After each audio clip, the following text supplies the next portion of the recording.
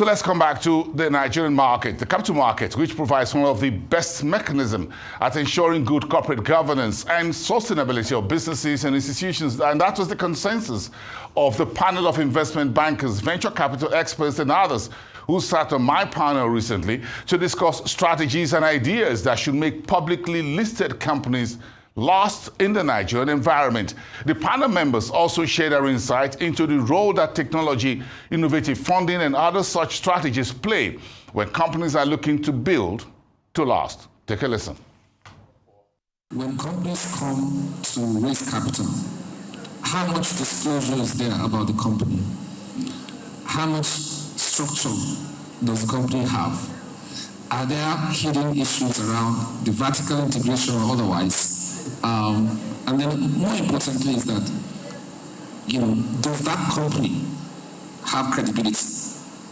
What you find is that where companies have credibility and have full disclosure, you find that their valuations are typically higher when it comes to markets. But where those things are less, you find that the valuations are lower. And before the investor and the company come together, they have to come to the middle and find a strike price. But what is key to me, in my understanding, is that, sincerely speaking, what is lacking and is still lacking, and we need to improve on that, is the overall governance around companies in Nigeria. And this goes with regulators ensuring they do their jobs, the financial, the accounts that are being produced, the auditors are also being checked to make sure that they represent what it is. And anybody inspecting those companies under certain regulations should also be mindful where a company fails, they should be held responsible. That's the thing I think that is lacking in the environment. In the US, if you raise capital, you raise capital. If there's litigation, you go to court, you find judgment. Here, if you attempt to enforce contract, it can take you 25 years.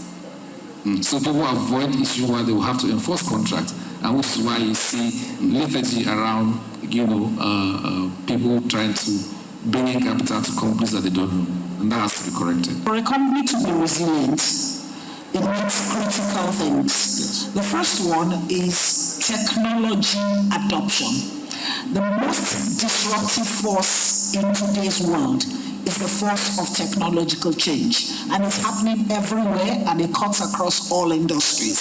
So if you are building to last, you need to change your mindset, irrespective of what you're selling. It doesn't matter if you're selling, if it's a dredging business. You need to shift your mindset to look, this is a world of technological innovation. How is technology going to impact our business? How are we preparing ourselves? So right now we're talking about artificial intelligence. It's not a wish to have, it's a need to adapt. At Imagine Africa Capital, we have embraced artificial intelligence. We have an ongoing technology adoption process, and you can't stop it. Second thing I will talk about is succession building, and I will stop there. Companies that last. My head of HR posted something on LinkedIn yesterday. He said, the reality is that human beings have a right to vote with their feet. They're not bad when they leave. They're just taking a decision that is best for them. And again, our keynote speaker said, even the US last year was dealing with JAPA. So he posted something. He said, not only should you have a backup for every key position, you must now have a backup for every backup.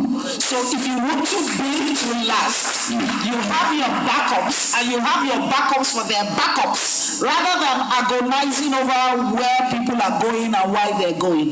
In the academia, they say it's either you publish or you perish.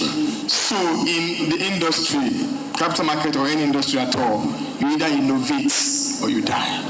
So innovation is very key to building to last. The way you did yesterday, or you did yesterday, is not the way you should do it today and tomorrow. You must change every time.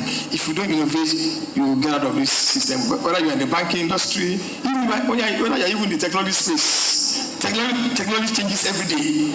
Every day. I mean, 2020 was a watershed in the history of the world.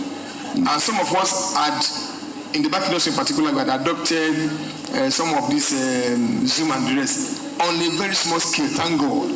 that when COVID came, we were able to continue to operate. So you should think ahead of competition. You should think ahead of what happens tomorrow. In CIBN, there was a time that we were talking about banking without walls. And it's happening today. So we must continue to embrace technology. And talking about backing up, the backing up, and the backing up. Just before we came on I was telling my former boss that in first registrars, that whether I'm there or not, the place is running. In fact, in the past 4 years, I would say I've just been enjoying myself.